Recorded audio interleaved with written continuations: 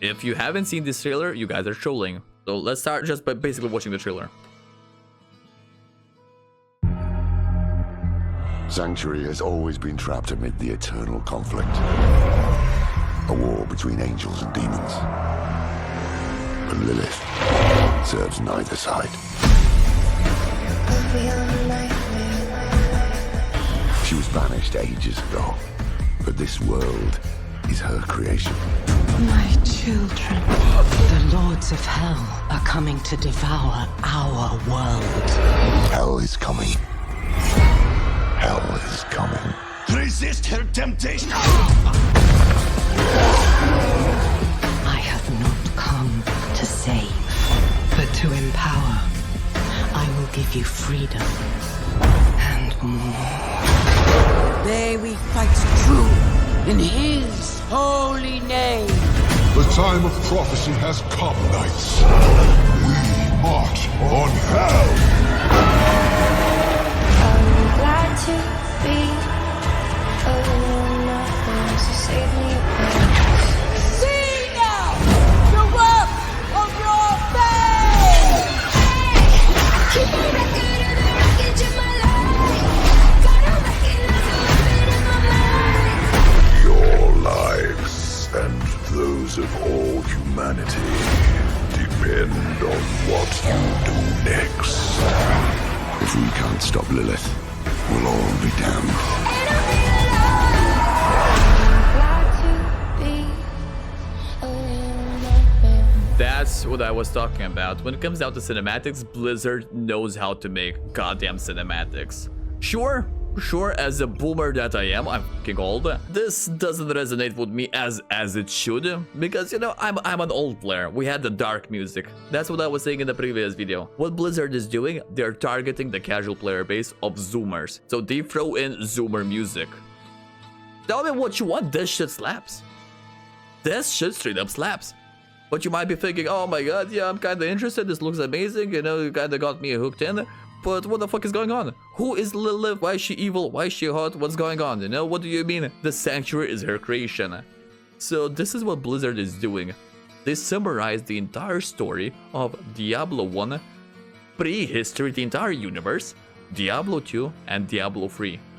And basically, with that information, you can go into this game, into Diablo 4, and you will be not missing any information. So let's go with the Book of Lorath, episode 1, Creation. The very start, boys. You've travelled a long way to be disappointed, young scholar. Life has taught me well that evil is inevitable and can never be truly destroyed. It can be banished, it can be thwarted, it can be driven back. I missed the point, so you say that Diablo 4 will be similar to 3. Yes and no. In my opinion, that's Diablo 2 mixed with Lost Ark. That's what we have. That's what Diablo 4 is going to be. But only for a time. Men are weak. Evil is seductive. And those who would do nothing in the face of malevolence are cowards. You seek a weapon against the darkness rising in Sanctuary. The only thing I can arm you with is knowledge. So when evil finds a foothold and flourishes once again, at least I can say it was not due to ignorance. For untold eons, an eternal conflict has raged between the demonic hordes of the burning hells and the angelic host of the high heavens. Scholars have spilled gallons of ink and spent their eyesight in dim scriptoriums, writing and debating how these two factions began, and what came before them, before us. It is said the first being, Anu, was the sum of all things, good and evil, light and dark, physical and mystical, joy and sadness. Basically a giant titan. I'll be adding my information because let's just say I have spent years in the lore. You guys are skipping quests, you guys are skipping cinematics. I'm watching every single cinematic, I'm watching absolutely everything. I'm talking to every NPC to understand the story. So let's just say I will add some information now and then. The One.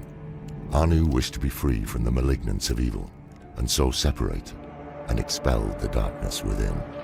But what is cast off does not simply disappear. And that darkness found its shape in the seven-headed dragon, Tathamet. Yep. Basically the Grey Man in League of Legends. That was Anu, the very first being. Grey Man split himself in two, so he would always have a friend. So we have Kindred and the Wolf. In here, we have the evil part, Tathamet, the seven-headed beast. And the good part, the angels. The prime evil, who fought ceaselessly with Anu to their mutual destruction. It is said, when the remains of these two titans settled, the universe as we know it came into existence. Yep. All the realms of the high heavens, the burning hells, and pandemonium. Tathamet's blackened husk gave birth to the burning hells, and each of the seven heads transformed into the seven great evils, each with dominion over their own realm. The three most dominant of these inherited the title of Prime Evil, feeding off one another. Yep, that's the three brothers, Diablo in here, Baal, and Mephisto. Feeding off one another. Why they became the Prime Evils is because they had the perfect synergy. Mephisto is the Lord of Hatred, Baal, Lord of Destruction, and Diablo, the Lord of Terror. So one feeds into another. You destroy something, you do a bit of a destruction. Then people are terrified, which means we're getting into Diablo shenanigans. And then people some rise up and they try to fight, and they fail. They fall into despair and into the hatred, which is Mephisto, and the circle continues. To maintain dominion and rule over the legions of the burning hells. There was Mephisto, Lord of Hatred, Yep. intelligence and cunning, father of Lucian The oldest brother, by the way. and Lilith, the mother of Sanctuary. Baal, Lord of Destruction, corrupter of the World Stone. And Diablo, Lord of Terror. As Deckard Cain once wrote, "For as long as man fears the dark, Diablo will remain the most insidious and, I would argue, the most powerful of all the evils." The four lesser evils, no less dangerous to the people of Sanctuary, are not to be discounted on the basis of their title. Yep. Underestimating their capabilities and intentions Belial? is a sure path to our destruction. Belial, Lord of Lies, uses poisonous untruths to create an ever darker, fractious world. Juriel, Lord of Pain, revels in the cacophonous screams of those in physical agony. Even demons are no stranger to his torment. Andariel, the Maiden of Anguish. Also, these two, Andariel and Duriel, are twins. And they work in perfect synergy, these two, as Diablo, Baal, and Mephisto.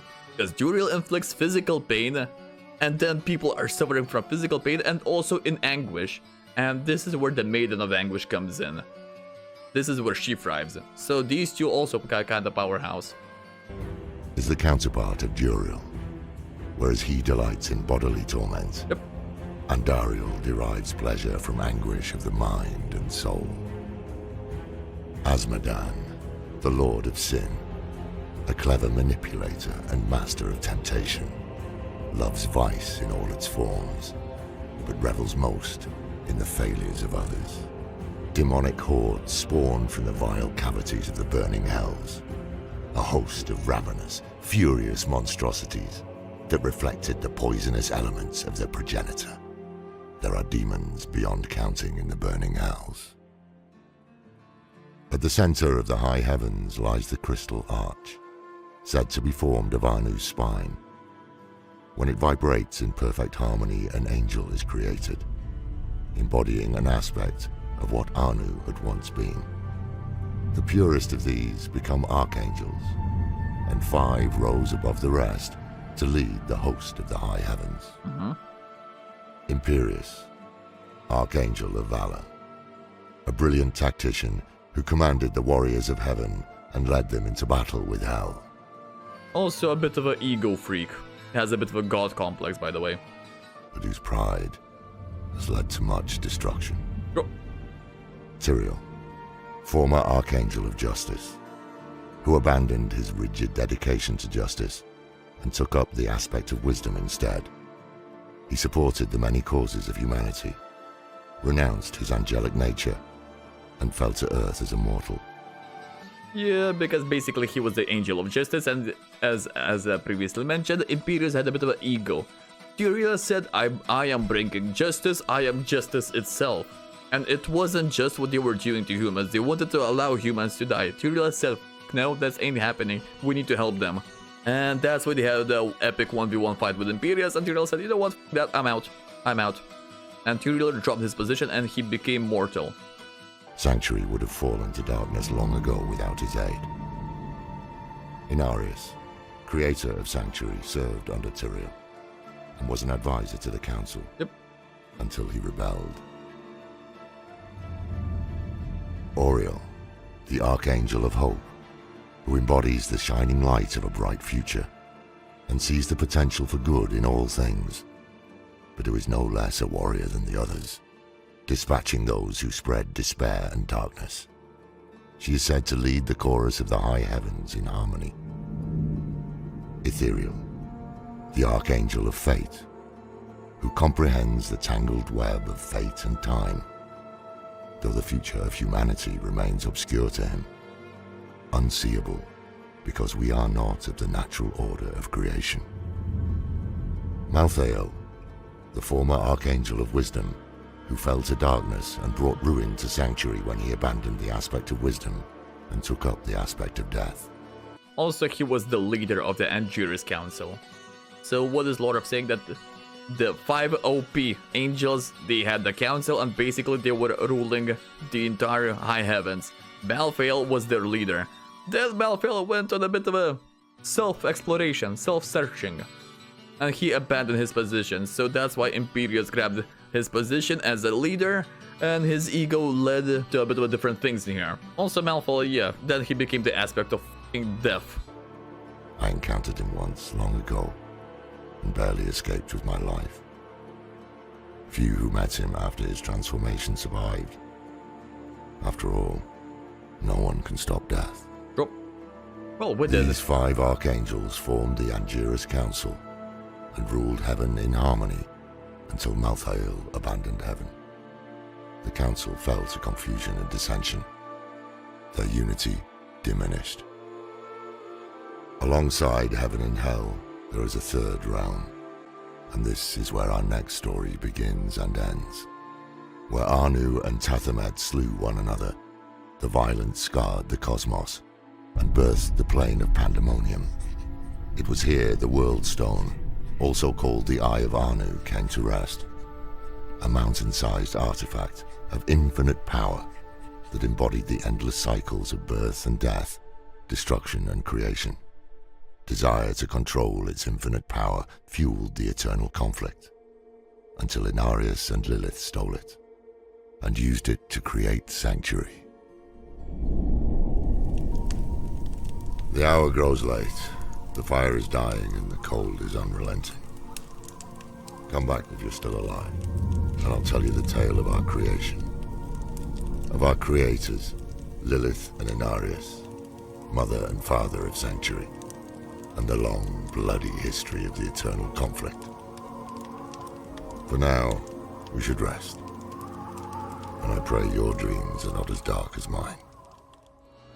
I do enjoy the fact that all of this is taking place in Lorath's cabin in the Fractured Peaks. That's why we hear the call. That's why he's saying that the fire is dying. Also, everywhere around him are f***ing demons. It's kinda scary to be out there, and that's why he's saying, I hope you're alive the next time we see each other. But yeah, basically the story in here is that we had the one guy, Anu, the Grey Man, he split himself in two. Out of that, we have Tathamed and the Angiris Council, the Anu, the good side of the Anu. They fought, killing each other. In that battlefield where both fell, we had the Pandemonium Fortress. Also, we have the corpse of Anu and Tathamed. Out of the good guy came the angels, out of the bad guy came the demons. And out of the eye of Anu, straight up eye, huge thing, came the World Stone. Basically infinite power. So naturally demons and angels want to control it. You control infinite power, you can be like Thanos. Just snap, that's it, demons are out. Snap, angels are out. You can create your own reality, you know? And that's what happened in Sanctuary. You've returned, Yep. and with ale this time. A wise choice for this dark story. The shadows will seem longer when it's done. With ale again, which is smart. Yeah, I'm pretty sure that Lorath is a bit of an alcoholic. I just have a feeling about that. Before we talk to Anu and Tethamet, the high heavens and the burning hells, and all who reside there, embroiled in the eternal conflict. Now let us speak of the creation of Sanctuary, and our creators, Inarius and Lilith, angel and demon, our father and mother. I mean, we saw the trailers with Lilith. I'm not saying I agree with Inarius, but all I'm saying is I understand him. Bro, with Lilith looking like that, I fully understand him. The eternal conflict raged on, endless and all-consuming. Led by the Angiras Council, the angelic forces fought countless battles against the armies of the 7 demon lords, who sought to conquer all of creation. Though the high heavens often defeated their adversaries, they also failed to destroy them, allowing evil to return again and again and again. Yeah, that's the thing with demons. You kill them, they just respawn. Their soul goes back into the hell, and they respawn in there. That's the problem the Angiras Council was dealing with. Again, ceaseless, unrelenting. Both sides claimed victories. Both suffered crippling defeats. The conflict was a never-ending slaughter. Many of these battles were fought in Pandemonium, the plane said to be formed from the violent death of Anu and Tethamet, where the heart of creation lay, the mountain-sized artifact that would come to be known as the World Stone. And it is mountain-sized. Like, imagine Mount Everest multiplied by 2, that's what you have. Housed within the Pandemonium Fortress. Any who control the World Stone would have the power to create new worlds, or unmake them with a thought. A desirable and dangerous prize indeed. Basically Infinity Stones. It became the focus of the eternal conflict. Over the eons, the Pandemonium Fortress changed hands many times. It became a strange place, embodying the warped reality of Pandemonium as a whole, a structural and liminal place, affected by the high heavens and burning hells alike. Angels and demons, too numerous to count, have fallen at its gates, over and over and over again. This endless cycle caused Inarius, advisor to the Angiras Council and under Tyrael's command, to eventually conclude that the war could never be won, and he resolved to abandon it.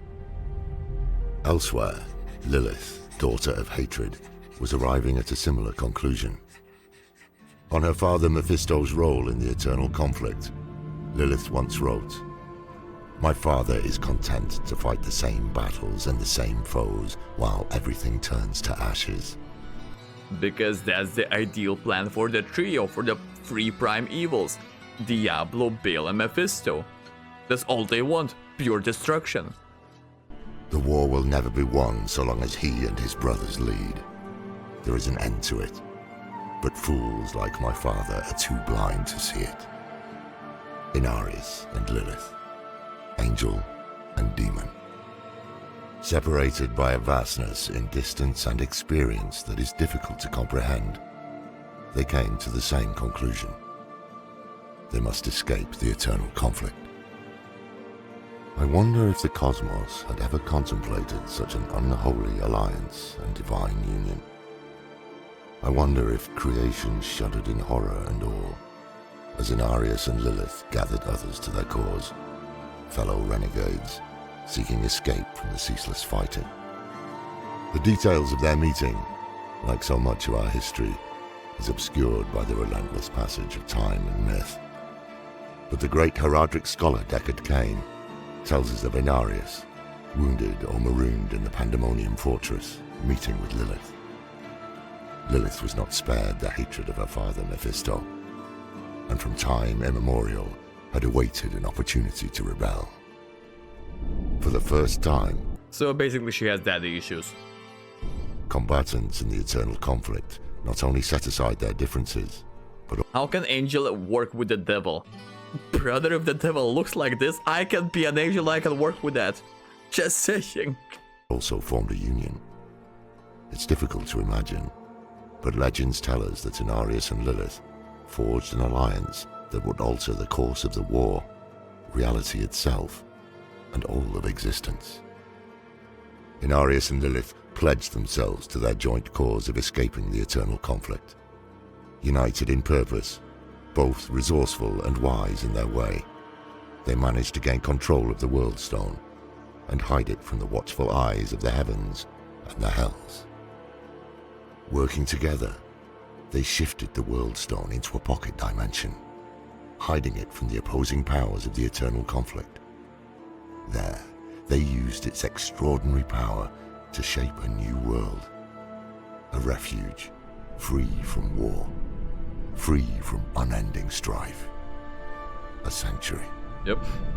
That's where the name comes. Sanctuary. It's not Earth, it's not Runeterra, it's Sanctuary, guys. The renegade angels and demons came together to create new life, and the nature of the eternal conflict changed.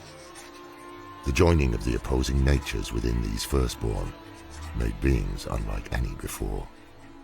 Beautiful abominations called Nephilim, from which Yeah, the first humans were Nephilim and they were OP as fuck, because they had the powers both of the demons and of the angels. humanity would one day descend as inheritors of both lineages. The birthrights of the firstborn graced them with the potential to resist the evil of the burning hells and to defy the dominion of the high heavens. Because of this, many of the angels and demons who rebelled with Lilith and Inarius feared what these children might become. Yep. Yeah, because in the internal conflict, as a demon, you're just killing angel, you know what he's capable of, and as an angel, you're just killing demon. Because, you know, it is what it is. Statistically, angels are stronger, but, you know, demons respawn. The endless conflict does. But humans, the first humans, the Nephilim, had the power of Thanos himself. They can snap demons, they can snap angels, easily. The burden of children can strain even the strongest of allies, and it seems that angels and demons are not immune to this simple truth. Surely Inarius and Lilith could not have foreseen the cosmic consequences of their actions. Inarius was alarmed when he realized that his children might surpass both angels and demons in potential. Drop. The other angels and demons fought fiercely over what should be done, whether to spare the Nephilim or exterminate them. And Inarius was one of them, considering what to do with the children. Lilith, on the other hand, she's not letting any one of you touch her children. So what Lilith did is absolutely slapped the shit out of both demons and angels, who were supposed to chill with her in the sanctuary. Only because you threaten her children. The descent between the two groups alarmed Inarius, who called for a period of reflection.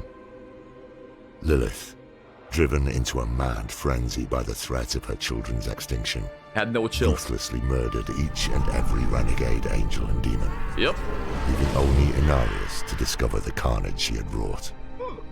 Horrified by the loss of his comrades at Lilith's hand, Inarius became enraged.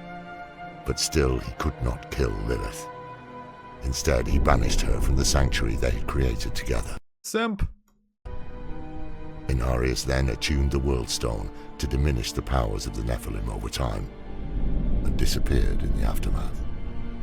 As their strength faded generation by generation, they came to resemble mortals, no longer angelic or demonic, simply human. As their power diminished, so too did their collective memory, Yep, they forgot. until only legends of what came before remained. It is said that the firstborn remained immortal and undying as humankind took shape, giving rise to the cultures, kingdoms, Did he just make her leave? No, Inarius banished Lilith to the void. He did some magic things, and Lilith was out of this dimension, out of the sanctuary, and she was in the void. Neither, not in hell, not in heaven, not in sanctuary, other dimension. She's out. and tribes of sanctuary, before themselves fading into myth. Now you know, the birth of our world and our inheritance, demonic and divine, the eternal conflict that rages ceaselessly in each of us. Think on that, young scholar, until we meet again. None of us is above sin or immune to evil's seduction. Even the most righteous may fall, given the right push in the wrong direction. True. True, because there are stories of angels, even angels falling to the dark side. Anyway, and that's the basic prehistory of Diablo. That's the basic start of it. The next video is going to be covering Diablo 1 and Diablo 2, I'm pretty sure.